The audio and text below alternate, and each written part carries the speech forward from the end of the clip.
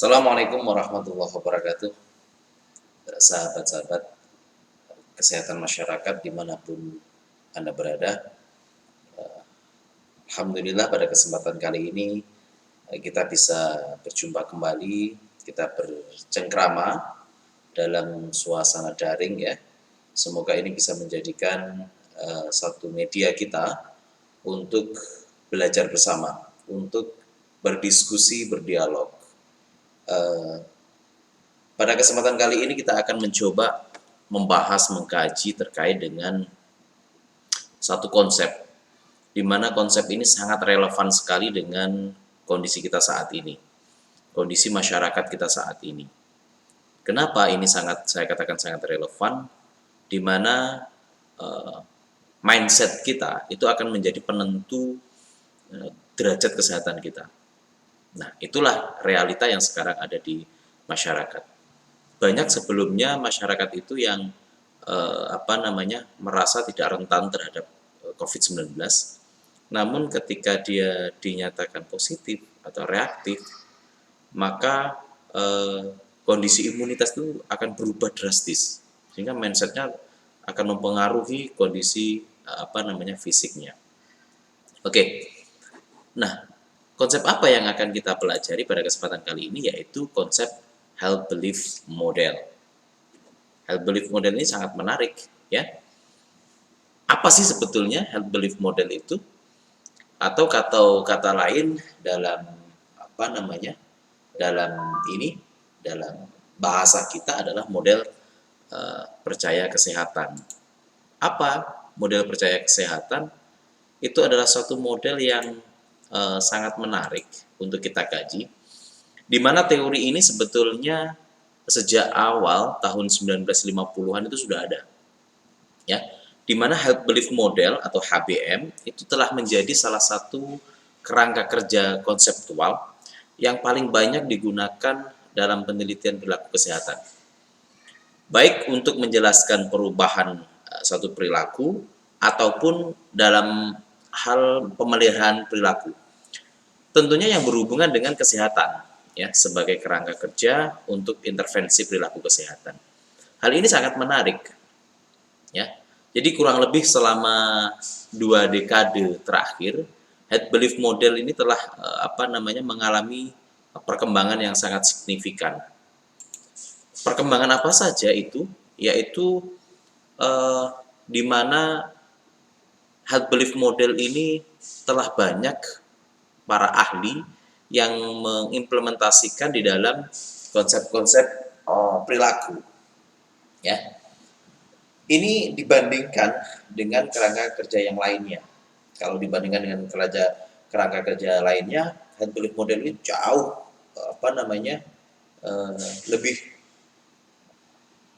dulu di dalam mengalami satu perubahan, perkembangan. Nah, hal ini digunakan untuk mendukung intervensi untuk mengubah perilaku kesehatan. Dalam bab ini kita akan mencoba meninjau, kita akan mencoba untuk membahas lebih lanjut bagaimana sebetulnya health belief model itu ada, ya. Bagaimana health belief model itu banyak dikembangkan. Nah, kita juga akan mencoba mempelajari terkait bagaimana meninjau komponen-komponen fundamental daripada health belief model. Hal ini digunakan untuk memeriksa atau kita menggunakan konstruksi psikososial, ya, yang lain yang menjelaskan hubungan dalam sebuah model. Apa saja itu? Yang pertama adalah asal-usul health belief model itu sendiri. Kita akan mempelajarinya. Lantas, bagaimana hubungannya health belief model dengan teori psikososial yang lainnya? Yang kedua, kita juga akan mempelajari terkait dengan bagaimana masalah yang terkait dengan pengukuran konstruksi daripada health belief model. Tentunya sebuah teori ketika diaplikasikan maka kita akan butuh untuk measure, ya, mengukurnya. Kenapa? Hal ini sangat penting karena di dalam sebuah teori ketika diaplikasikan tanpa bisa diukur, maka saintifiknya akan diragukan. Oke. Nah, yang ketiga, kita akan coba membahas, mengkaji bagaimana contoh-contoh daripada aplikasi health belief model. Nanti kita akan mencontohkan 2 contoh ya, yang bagaimana ini sangat relevan dengan health belief model. Yang pertama adalah screening kanker payudara, ya. Dan yang kedua adalah perilaku pencegahan HIV/AIDS. Nah, di mana aplikasi tersebut pada kedua masalah tersebut itu sangat sangat relevan ya dengan kondisi kita saat ini.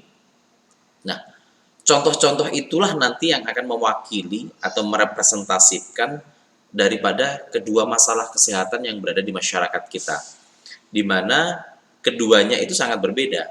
Yang satu adalah ketika kanker payudara itu adalah non-communicable disease, yaitu disease ya, penyakit yang tidak menular, dan yang kedua adalah communicable disease, penyakit yang menular, yaitu HIV/AIDS itu sangat menular. Nah, dan di masyarakat kita masing-masing daripada contoh penyakit tersebut itu sangat banyak kita temukan. Oke, selanjutnya di dalam health belief model ini yang akan kita pelajari yang pertama adalah terkait dengan keaslian atau origin, ya. Origin yaitu asal daripada teori ini. Bagaimana nature-nya teori ini? Ya, bagaimana? Terus setelah itu kita juga akan mencoba mempelajari terkait dengan description of health belief model and case construction. Bagaimana deskripsi daripada health belief model ini dan bagaimana kerangka konstruksinya, bagaimana dia dikonstruksikannya. Terus kita juga akan mempelajari terkait dengan evidence for the models of performance.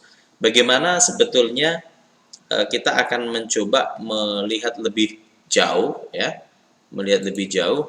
bagaimana evidence daripada health belief model ini.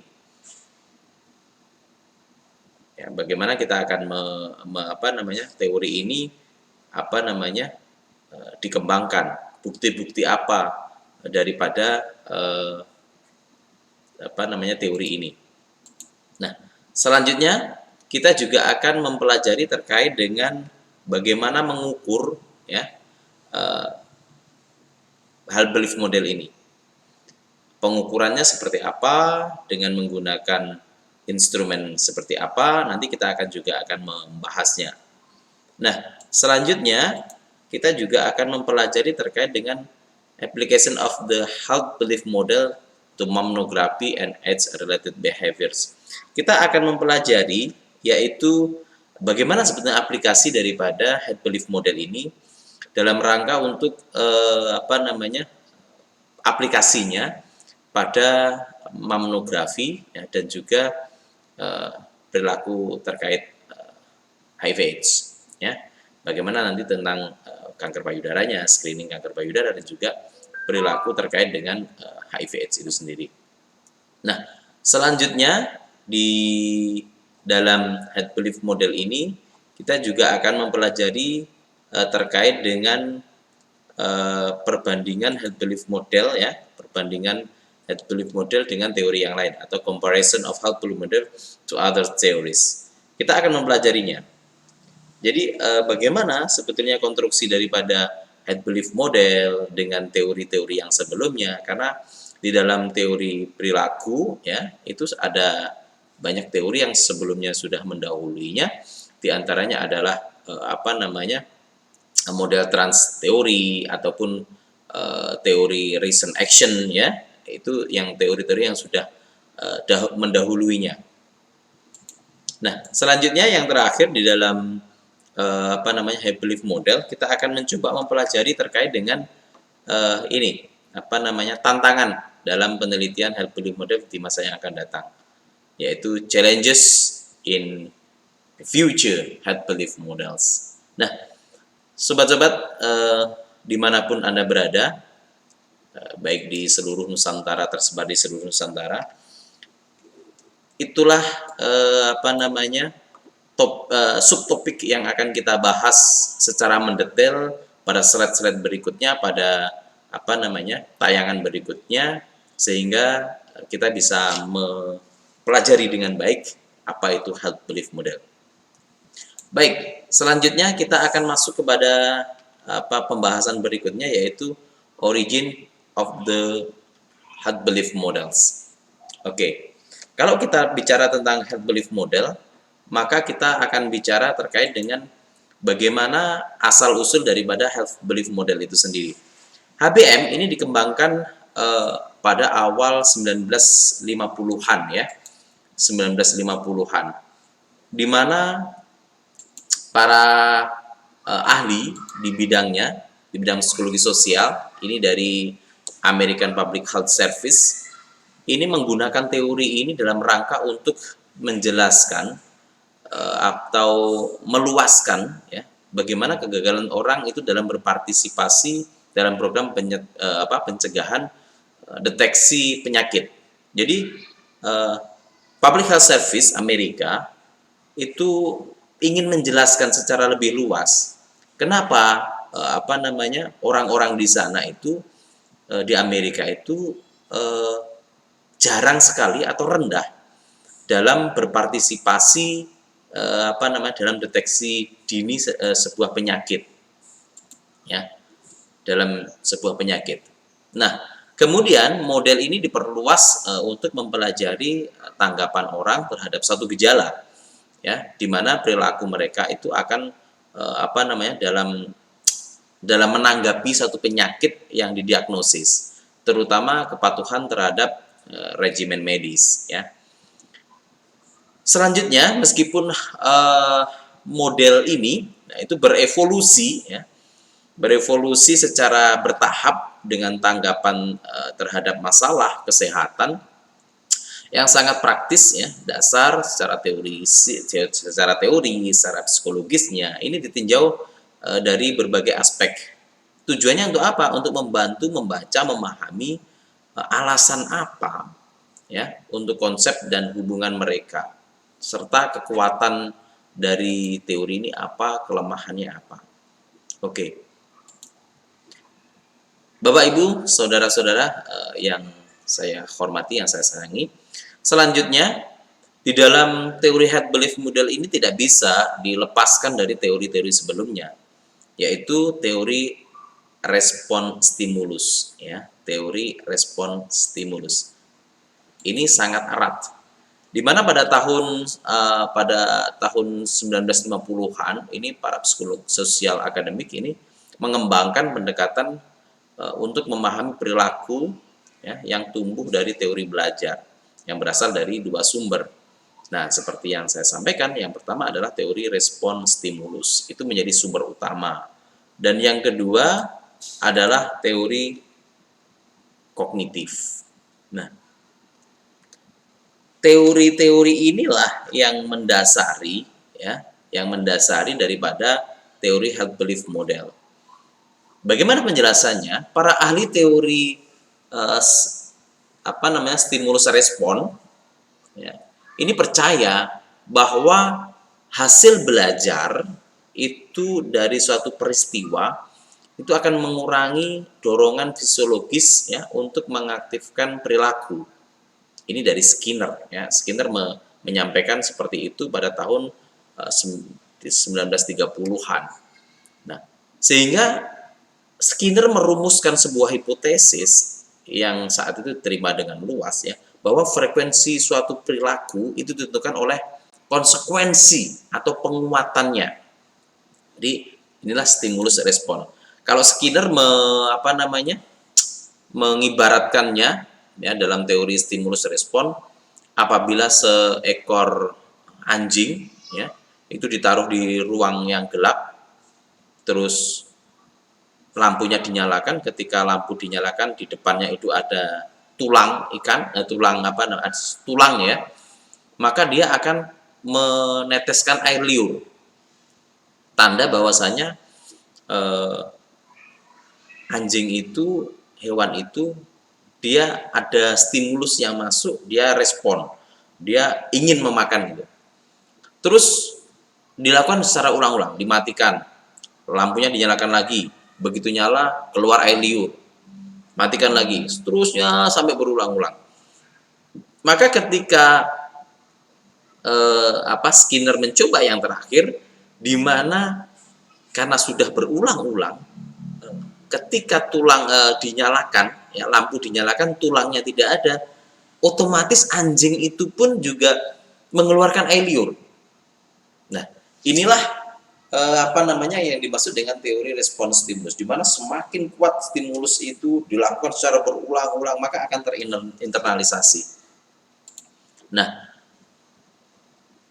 ketika Skinner membangun hipotesis seperti itu, maka banyak yang menerima dengan baik teori Skinner, bahwasanya stimulus yang dilakukan berulang-ulang itu akan terinternalisasi, akan mengubah suatu perilaku. Nah, bagi Skinner itu hubungan temporal, ya, berkala antara suatu perilaku dan imbang atau suatu imbalan, ya, yang mengikuti segera dianggap cukup atau meningkatkan kemungkinan bahwa perilaku itu akan diulang-ulang. Ya, dalam pandangan ini, konsep tersebut seperti penalaran atau pemikiran yang tidak diperlukan untuk menjelaskan satu perilaku. Nah, itulah yang disampaikan oleh Skinner, yaitu teori respons stimulus. Namun akan sedikit berbeda, ya, dengan teori kognitif. Ya, pada ahli kognitif ini menerangkan bahwa peran hipotesis subjektif dan harapan yang dipegang oleh individu yang meyakini bahwa perilaku dan adalah fungsi dari nilai subjektif dari suatu hasil dan dari probabilitas subjektif. Nah, harapan ini merupakan suatu modal yang kuat dari manusia atau makhluk untuk mencapai hasil yang optimal. Di mana formulasi seperti itu umumnya tersebut dalam teori ekspektasi nilai. Ya, proses mental seperti berpikir, bernalar, berhipotesis, ya, atau mengharapkan sesuatu, itu adalah komponen-komponen penting dalam sebuah teori kognitif. Nah, kalau Skinner tadi mengatakan bahwasanya makhluk atau seseorang atau manusia itu dalam kondisi dalam stimulus yang berkelanjutan, yang terus-menerus, maka itu akan membentuk suatu perilaku. Namun kalau para ahli teori kognitif itu berdasarkan pada pikiran mereka, harapan mereka, bagaimana dia berhipotesis, maka itu menjadi suatu hal yang penting, ya, yang untuk menjelaskan sebuah perilaku. Oke, teman-teman, dari sini mungkin bisa dipahami, ya, terkait dengan bagaimana head belief model itu asal muasalnya dari mana, ya, dari kedua teori, yaitu teori teori stimulus respon dan teori kognitif. Nah, bisa paham, ya? Kalau kita lihat lebih mendalam terkait dengan teori kognitif, ya, itu nilai-nilai harapan itu terhadap dirumuskan kembali dalam konteks perilaku yang hubungannya dengan kesehatan, di mana diasumsikan bahwa individu itu mengalami yang pertama, yaitu akan menghargai bagaimana cara dia menghindari penyakit, akan menghargai bagaimana cara dia terhindar dari penyakit. Contohnya seperti saat ini, di era COVID ini, ketika manusia merasakan bahwa satu individu itu merasakan, saya akan rentan karena saya berada di lingkungan yang orangnya berlalu lalang yang dari berbagai daerah, maka saya rentan akan terpapar COVID. Maka ketika itu yang ada, dia akan itu stimulus, ya, itu dia akan berpikir, dia akan mencoba mengupayakan dirinya untuk menghindarkan diri dari penyakitnya.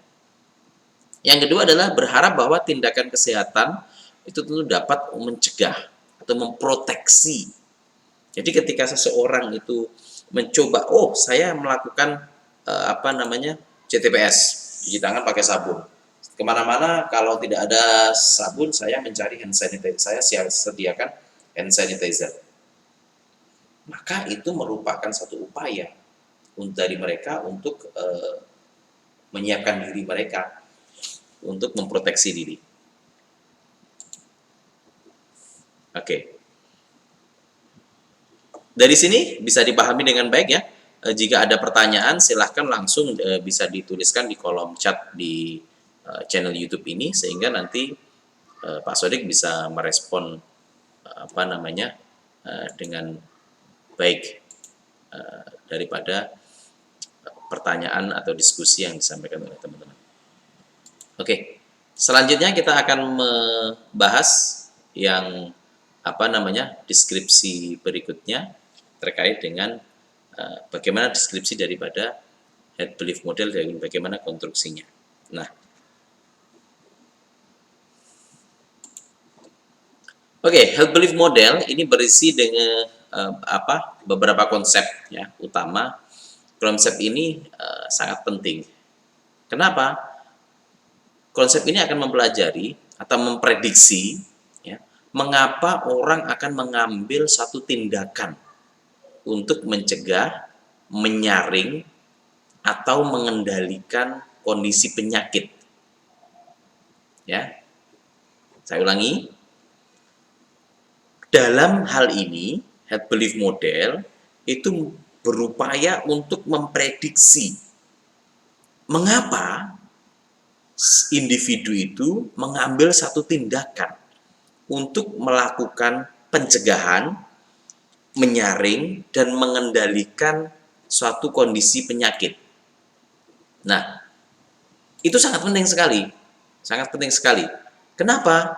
Karena ini menjadi modal. Apakah orang itu akan mengendalikannya atau tidak. Nah, apa saja? Yang pertama adalah kerentanan, keseriusan, serta manfaat dan hambatan terhadap suatu perilaku. Isyarat untuk bertindak yang terakhir adalah self-efficacy pada awalnya. Ya. Hobsbawm pada tahun 1958 ini mempelajari persepsi tentang apakah individu percaya bahwa mereka rentan terhadap TB dan keyakinan mereka tentang manfaat pribadi dari deteksi dini. Di antaranya adalah individu yang menunjukkan keyakinan dalam kerentanan mereka sendiri terhadap penyakit TB. Bagaimana manfaat secara keseluruhan, deteksi dini, apa saja yang sudah mereka laksanakan. Nah, dari hasilnya itu tidak semua orang ini menunjukkan kepercayaan atau keyakinan mereka terhadap satu penyakit itu sendiri. Ya. Jadi kalau kita lihat bersama perilaku seseorang untuk melakukan perilaku itu akan dipengaruhi oleh banyak aspek, ya, akan dipengaruhi banyak aspek. Ya. Jika individu ini menganggap diri mereka itu rentan terhadap suatu kondisi dan mereka percaya bahwa kondisi tersebut akan berpotensi atau berdampak, berkonsekuensi serius, maka mereka percaya bahwa tindakan yang mereka lakukan akan bermanfaat dalam mengurangi kerentanan mereka, keparahan kondisi mereka, dan mereka percaya manfaat yang diharapkan dari mengambil tindakan ini lebih besar daripada hambatan itu sendiri. Ya. Jadi biaya yang cenderung mahal itu akan dapat ditinggalkan ketika mereka merasa ya, memiliki kerentanan. Mereka akan mengurangi resiko itu. Nah, dalam kasus penyakit yang tegakkan secara medis, ya. Ini dimensi telah dirumuskan ulang untuk mencakup penerimaan diagnosis, ya. Perkiraan individu terhadap kerentanan mereka, konsekuensinya mereka terhadap penyakit dan lain-lainnya. Nah, selanjutnya teori head belief model ini disandarkan pada beberapa aspek. Yang pertama yaitu perceived susceptibility. Apa itu? Kerentanan, persepsi kerentanan. Di mana seseorang ini akan, kalau dia merasa rentan, kerentanan seseorang yang dirasakan ini akan mengacu pada keyakinan seseorang tentang kemungkinan terkena suatu penyakit atau kondisi tertentu. Ya. Jadi persepsi kerentanan ini bisa diartikan kerentanan yang dirasakan ini akan mengacu pada keyakinan tentang kemungkinan tersebut, ya, seseorang tersebut akan terkena penyakit. Contohnya, seorang wanita harus percaya ada kemungkinan terkena kanker payudara sebelum dia tertarik untuk mendapatkan tes mamografi, ya. Nah, kalau ini ada pada diri seorang wanita, maka kemungkinan dia untuk terkena kanker payudara ini akan lebih rendah. Karena apa? Ketika seorang meyakini, oh saya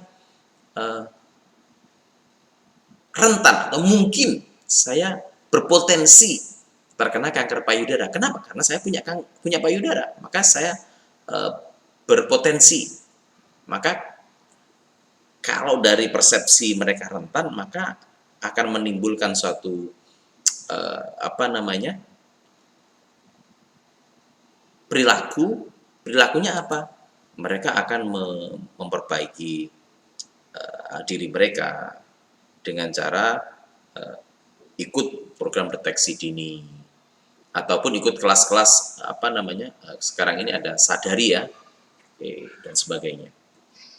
Nah, selanjutnya itu adalah perceived severity. Apa itu perceived severity? Kalau dalam bahasa kita adalah persepsi keparahan, di mana perasaan tentang keseriusan tertular penyakit atau tidak diobati termasuk evaluasi konsekuensi medis dan klinis. Jadi kalau dia merasa ketika terkena kanker payudara, kalau dia tidak berobat dengan baik, maka akan menimbulkan keparahan, ya. Dan kemungkinan kombinasi kerentanan dan keparahan ini telah dilabel sebagai ancaman yang dirasakan. Ini konstruksi yang membangunnya. Selanjutnya, komponen yang ketiga adalah perceived benefit atau manfaat, ya, manfaat yang dirasakan, yang diterima. Jadi kalau yang pertama tadi adalah kerentanan yang dirasakan atau persepsi terhadap kerentanan, jadi dia merasa rentan, dia memiliki persepsi keparahan, maka orang akan berperilaku lebih positif. Nah, yang ketiga ini adalah konstruksinya adalah manfaat yang diterima. Maknanya apa? Jika seseorang merasakan kerentanan pribadi terhadap kondisi kesehatan yang serius, itu ancaman yang dirasakan di elemen kedua tadi. Nah, apakah persepsi ini mengarah pada perubahan perilaku akan dipengaruhi oleh keyakinan orang tersebut mengenai manfaat yang dirasakan dari kesehatan, ya, berbagai tindakan yang telah dilakukannya dalam rangka untuk mengurangi ancaman penyakit tersebut. Persepsi yang yang berhubungan dengan kesehatan lainnya seperti tabungan finansial kalau saya terkena penyakit ini nanti bagaimana kondisi finansial saya, bagaimana dan sebagainya. Apakah dia akan berhenti merokok kalau dia merokok, ya, atau menyenangkan anggota keluarga dengan program-program yang lain, atau mempengaruhi keputusan perilaku, ya. Dengan demikian individu yang menunjukkan keyakinan secara optimal dalam kerentanan dan keparahan ini tidak diharapkan untuk menerima setidaknya kesehatan yang dirasakan, kecuali dia juga menganggap bahwa potensi yang dilakukan itu adalah bermanfaat. Oke, kita sudah memperoleh tiga komponen ya daripada health belief model. Sekarang komponen yang ketiga atau yang keempat atau perceived barrier, yaitu aspek negatif potensial atau tindakan kesalahan tertentu. Hambatan yang dirasakan, ya, jadi hambatan-hambatan apa saja yang akan dirasakan ketika seseorang itu merasakan, oh ini ada hambatan, maka ini penghalang, ya, maka seseorang akan mencari solusinya, ya.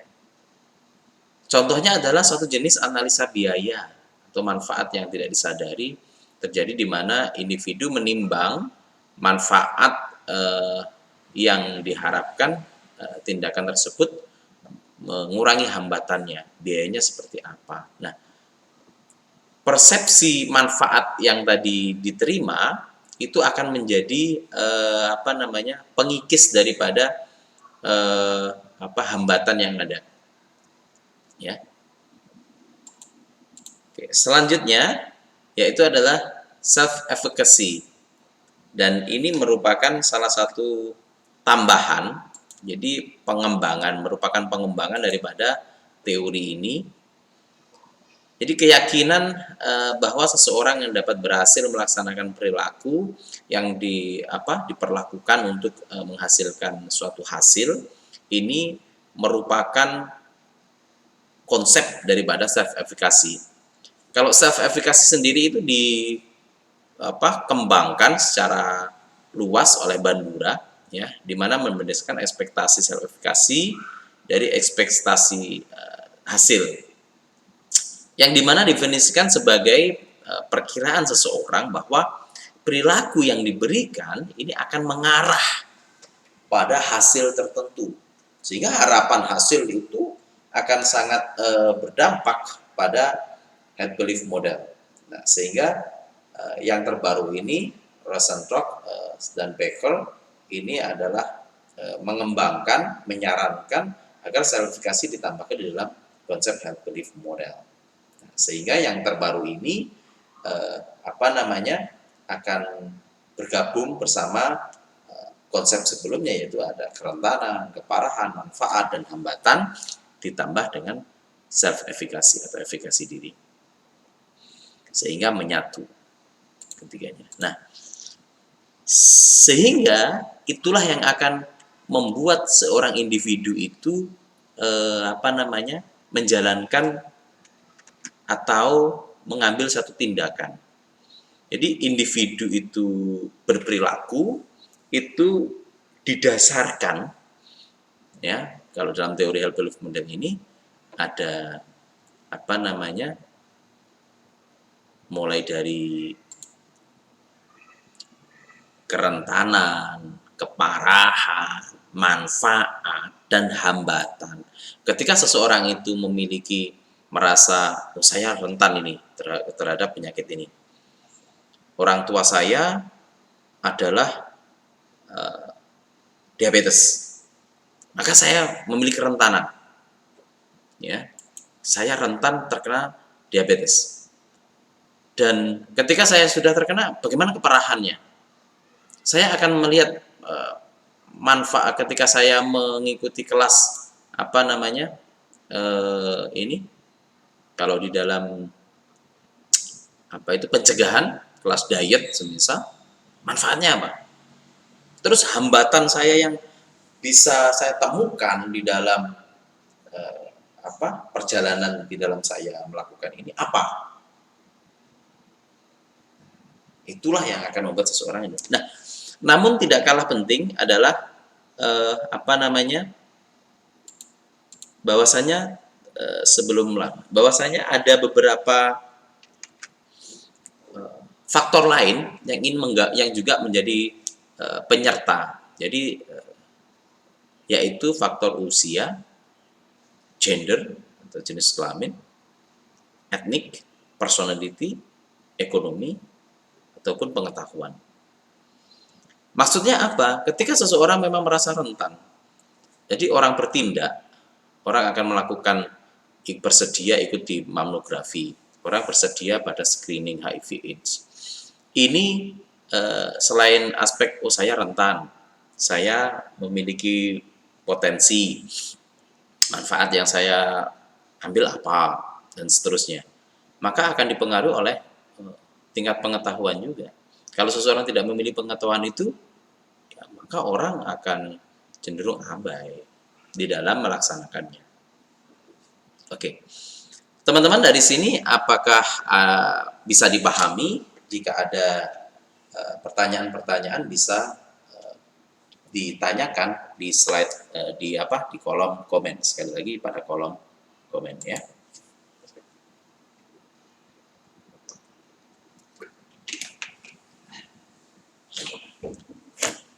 Oke, selanjutnya kita akan mempelajari pada berikutnya adalah evidence for the model's performance.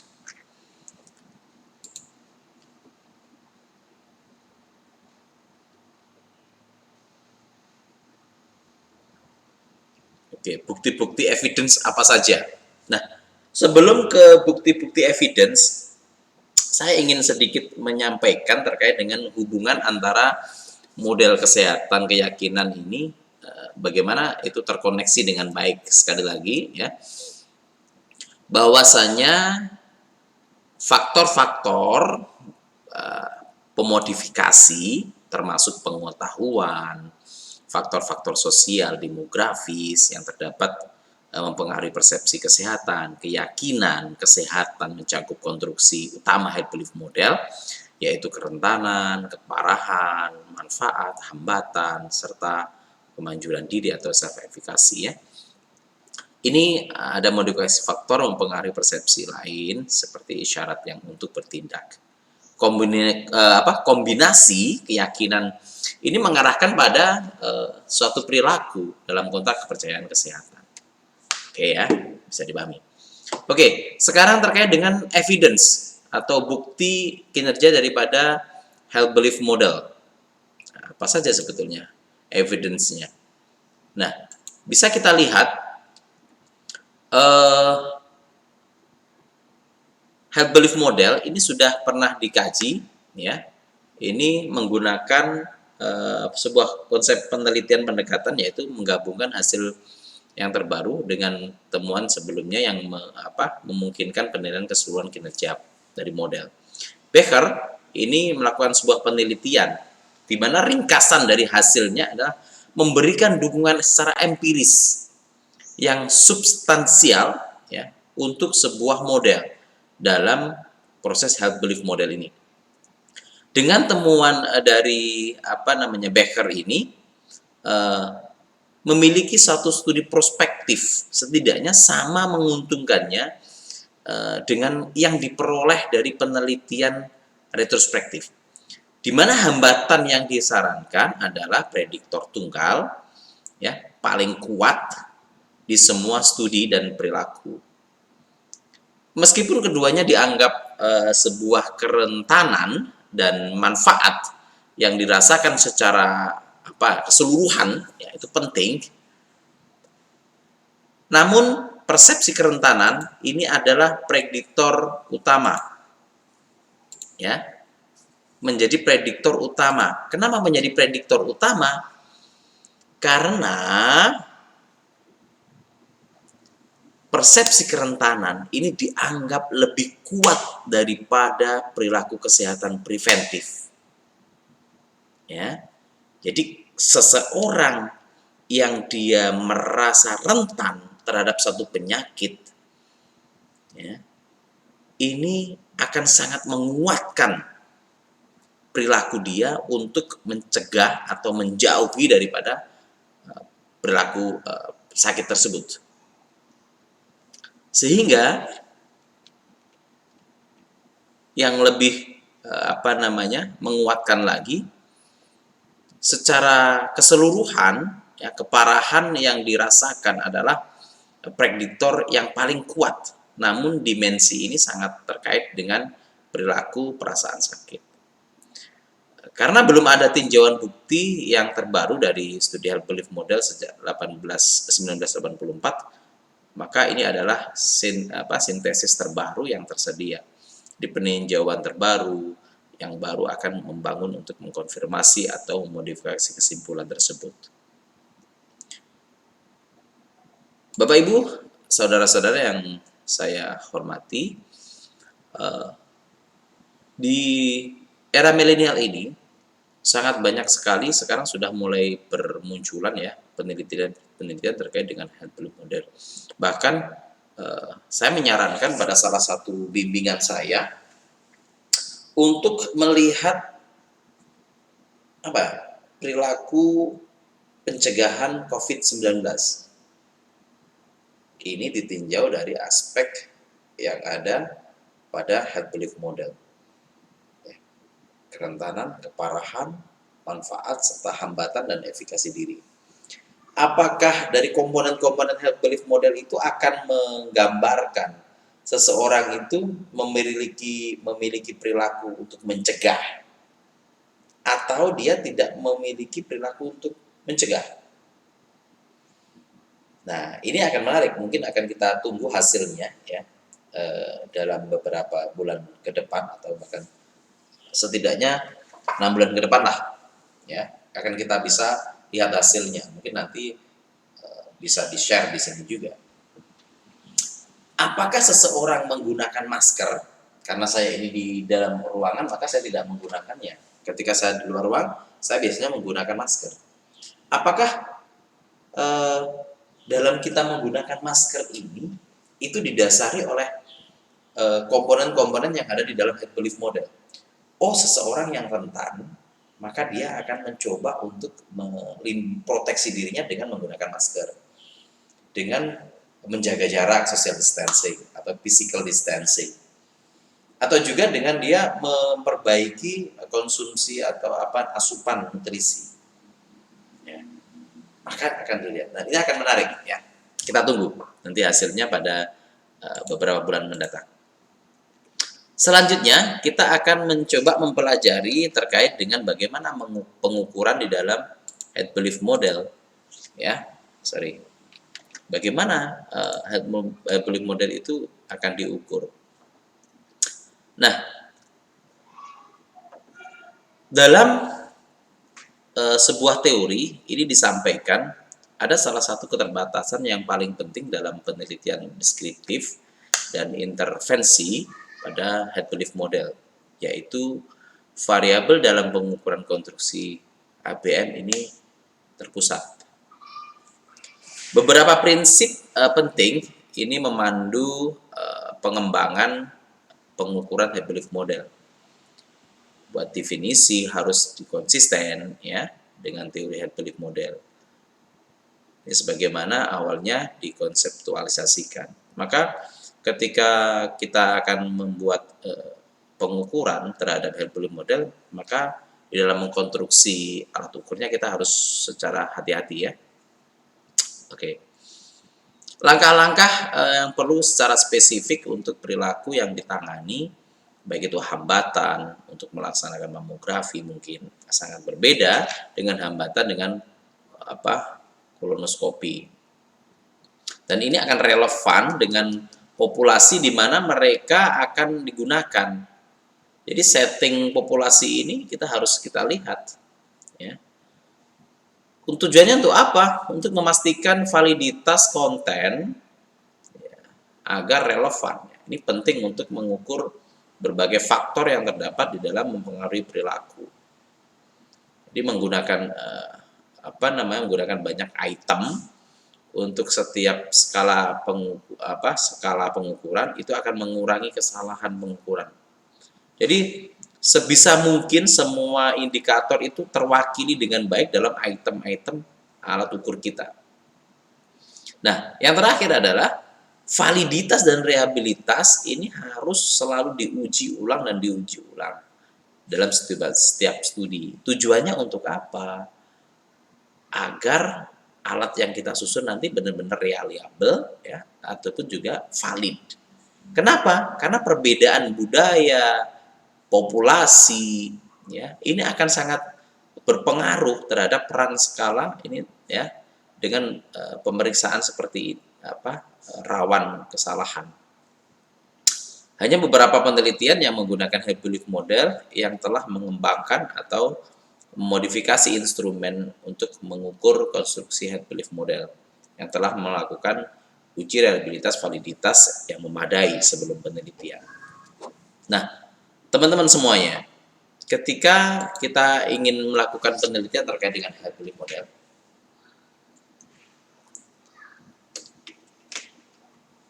maka yang harus kita perhatikan, yang paling penting adalah bagaimana kita menyusun, mengkonstruksi daripada head belief model skill. Jadi ketika kita hendak melakukan sebuah penelitian, maka kita harus sangat berhati-hati di dalam menyusun, mengkonstruk sebuah alat ukur, kuesioner, skala. Kenapa? Agar hal ini memiliki kehandalan, ya, reliable. Jadi reliable di dalam mengukur head belief model itu sendiri. Maka itu penting sekali untuk diperhatikan oleh teman-teman semuanya. Oke.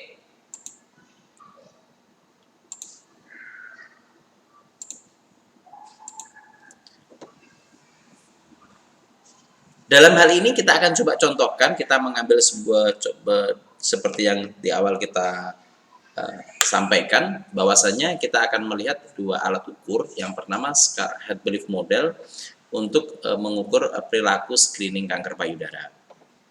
Jadi apakah seseorang itu bagaimana dilihatnya? Oke. Yaitu penilaian konstruksi head belief model yang relevan dengan screening kanker payudara telah dikaitkan dengan perilaku pemeriksaan payudara sendiri atau sadari dan mammografi. Pada tahun 1980-an itu ada sebuah peneliti, yaitu Champion, ini mengembangkan dan memvalidasi persepsi kerentanan, keparahan, manfaat, hambatan untuk memeriksa payudara sendiri. Jadi apakah seseorang itu ketika dilihat persepsi kerentanannya, keparahannya, manfaat dan hambatan, dia akan melaksanakan sadari pemeriksaan payudara sendiri ya. Nah, skala keparahan ini dirasakan dikembangkan tetapi turun karena kurangnya varians dan kekuatan prediksi. Nah, sehingga pada 1993 ini ada revisi di mana skala untuk mengukur self efikasi ini ditambahkan, ya. Yang awalnya tidak ada, maka ditambahkan. Nah, dari revisi skala awal untuk manfaat dan hambatan untuk menjadikan lebih spesifik lagi mammografinya. Maka persepsi manfaat dari pemeriksaan payudara sendiri dan kemungkinan dilakukan untuk mammografi ini membahas manfaat perilaku screeningnya ya, dalam mengurangi kemungkinan kematian akibat kanker payudara. Nah, item-itemnya itu termasuk masalah seperti menemukan benjolan lebih awal ketika kanker payudara dapat disembuhkan, Hambatan khusus untuk perilaku yang diuji awal, yaitu pemeriksaan payudara sendiri, mamografi lanjutan. Terus hambatan termasuk barang-barang seperti apa ya, takut, ya, takut atau apa ya, merasa ketakutan di dalam menemukan benjolan pada dirinya, maka itu juga menjadi satu terdeteksi di sini. Nah, hambatan-hambatan termasuk barang-barang yang lain ya untuk membutuhkan untuk tes, lupa membuat dan menjaga janji dan sebagainya. Itu merupakan skala pengukuran health belief model dengan mamografi. Oke. Nah, untuk mencapai validitas konten, penelitian formatif sering diperlukan ya untuk mengidentifikasi berbagai faktor yang dapat dianggap sebagai manfaat atau hambatan untuk perilaku tertentu, sehingga anggota populasi tertentu, manfaat dan hambatan ya teridentifikasi, kasus dan sebagainya dan seterusnya. Oke, setelah kita melihat daripada konstruksi skala health belief model, selanjutnya adalah digunakan pada penelitian-penelitian berikutnya, yaitu bagaimana mengaplikasikan health belief model.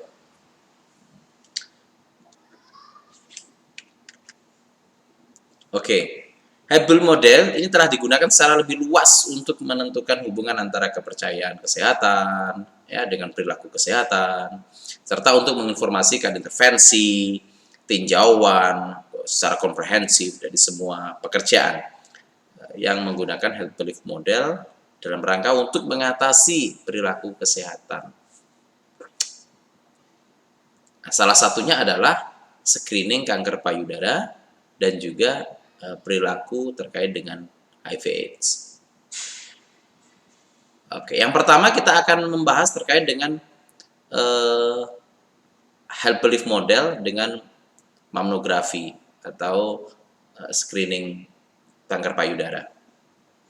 Nah, di dalam screening kanker payudara itu ada beberapa komponen yang akan kita pelajari, yaitu yang pertama adalah mengasosiasi hambatan health belief model ini dalam membangun dengan perilaku mamografi. HBM ini memperkirakan bahwa wanita akan lebih cenderung mematuhi rekomendasi screening ya jika mereka merasa rentan terhadap kanker payudara. Berpikir kanker payudara adalah penyakit yang parah, serta menganggap hambatan untuk screening sebagai manfaat yang lebih rendah dari yang dirasakan, serta memiliki efikasi yang lebih tinggi untuk mendapatkan mamogram dan menerima isyarat-isyarat bertindak. Jadi, penggunaan health belief model pada mamografi ini akan terlihat bahwasanya seorang perempuan ya yang dia merasa bahwa dia rentan, dia memiliki unsur keparahan, dia menilai ada manfaat daripada deteksi dini, dan dia melihat hambatannya tidak terlalu besar, maka seseorang perempuan tersebut akan melakukan tes mamografi. Dia akan mengikuti dengan baik bagaimana tes mamografi, ya, sehingga dia akan berperilaku, oh saya rentan, maka saya akan bagaimana cara menyembuhkan atau menghindarinya. Saya mengikuti program promotion intervention, ya, Jadi promosi-promosi kesehatan yang berdasarkan dengan health belief model. Oke, kita lanjutkan, yaitu health belief model dengan resiko penyebaran seksual. Ini hampir sama ya, hampir sama dengan yang mammografi tadi, di mana HBM ini berhipotesis bahwa keputusan perilaku perlindungan AIDS adalah fungsi dari risiko yang dirasakan untuk tertular penyakit. Persepsi tingkat keparahan penyakit, persepsi manfaat, hambatan ya, terhadap perilaku perlindungan AIDS tertentu. Di mana health belief model ini menunjukkan bahwa individu itu akan menunjukkan perilaku berisiko tinggi, persepsi kerentanan ya diperlakukan sebelum komitmen untuk mengubah perilaku berisiko yang terjadi. Bagi individu yang tidak percaya bahwa mereka dalam bahaya ataupun mereka merasakan manfaatnya atau hambatan untuk suatu tindakan yang tidak relevan, maka kemajuan diri ya telah dipelajari kaitannya dengan perilaku perlindungan HIV dan mendefinisikan kemampuan persepsi seseorang ini melakukan perilaku yang diyakini perlu untuk mencegah HIV/AIDS. Jadi ketika dilakukan penelitian dengan health belief model skala dengan resiko perilaku seksualnya, maka ketika seseorang itu merasa saya tidak rentan, saya tidak memiliki keparahan atau tidak memiliki hambatan tertentu atau tidak memiliki manfaat, maka dia cenderung akan melakukan unsafe sexual behavior. Jadi seseorang yang tidak merasa rentan, tidak ini saya biasa aja gitu, maka dia tidak akan melakukan safe sexual behavior. Jadi kalau orang tidak merasa rentan, tidak merasa memiliki keparahan, dia yang berhubungan seks di luar pernikahan atau bergonta-ganti pasangan ya, tanpa pelindung, yang menggunakan kondom dan sebagainya. Seperti itu. Ini dalam aplikasinya ya, dalam aplikasi health belief model dengan mammografi dan juga HIV/AIDS. Oke. Dari sini bisa dipahami ya apa yang kita diskusikan.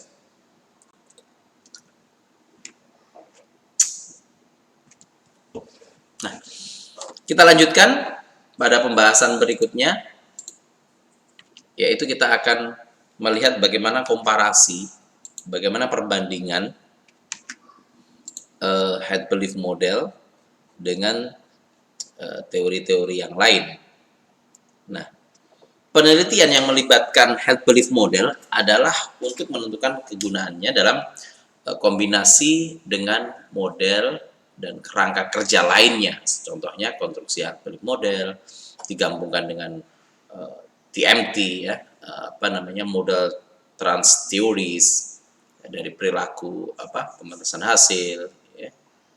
Ini menemukan bahwa intervensi yang lebih intensif diperlukan untuk wanita yang tidak mempertimbangkan mammografi. Jadi daripada untuk wanita yang mempertimbangkan dengan screening. Maka ketika seorang perempuan itu tidak merasa dia punya potensi, maka dia tidak akan melakukan atau rela atau menjadi relawan untuk melakukan mammografi. Nah, kombinasinya dengan teori respon action, ini adalah teori motivasi perlindungan dan teori utilities, yang diharapkan bahwa subjek ini meskipun dia model yang dapat mengidentifikasi konstruk dalam berbeda, tapi konseptual konstruknya sudah berbeda. Jadi ketika seseorang itu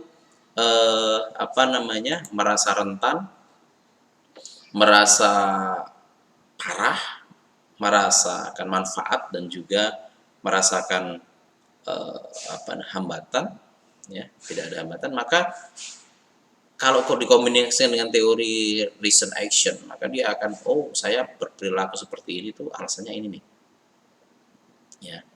Jadi seperti itu. Oke, selanjutnya kita akan melihat bagaimana challenges in future research, bagaimana tantangan dalam penelitian head belief model di masa yang akan datang. Ya, tentunya ini sangat menarik.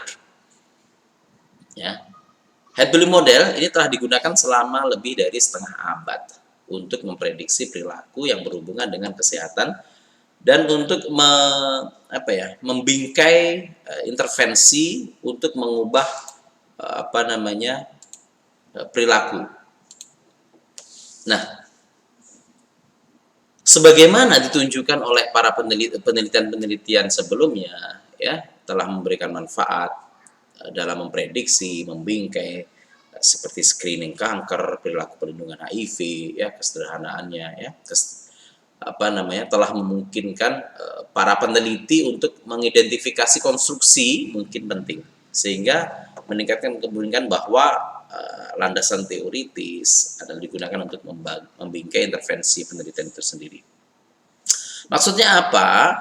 Bahwasanya ke depan itu sangat penting penggunaan serta pengembangan daripada teori health belief model ini. Kenapa penting? Karena teori ini sangat relevan dengan apa yang ada dalam situasi masyarakat saat ini. Ketika seseorang itu melakukan sebuah tindakan, maka dia akan melihat dulu apa dampaknya pada saya. Oh, saya beresiko obesitas, maka saya akan melakukan diet. Saya akan menurunkan tingkat konsumsi dan sebagainya. Ya. Oke, yang terakhir kita akan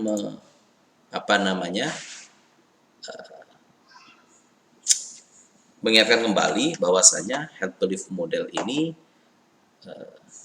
terdiri dari beberapa komponen, ya. Yang pertama adalah kerentanan, keparahan, ya. Terus juga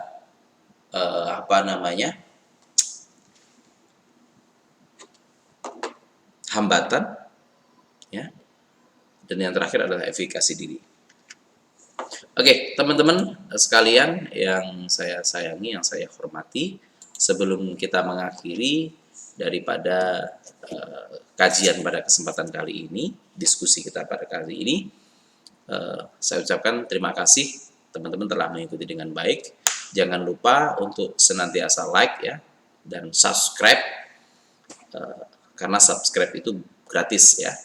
Karena subscribe Anda akan menguatkan bagi Pak Sodik di dalam untuk mengkaji topik-topik selanjutnya, ya. Sekali lagi, kuatkan diri Anda, ya, dalam mengembangkan teori health belief model ini. Dengan penelitian-penelitian kita akan bisa mengembangkan, kita akan bisa menguatkan, meningkatkan derajat kesehatan masyarakat, sebagaimana tugas kita sebagai tenaga kesehatan masyarakat dan ahli kesehatan masyarakat. Demikian, jika ada didiskusikan, silahkan sekali lagi untuk senantiasa tuliskan di kolom komentar, maka saya akan mencoba membahasnya kembali dalam diskusi kita. Terima kasih banyak telah mengikuti channel ini dan juga kajian teori health belief model ini. Terima kasih banyak. Assalamualaikum warahmatullahi wabarakatuh.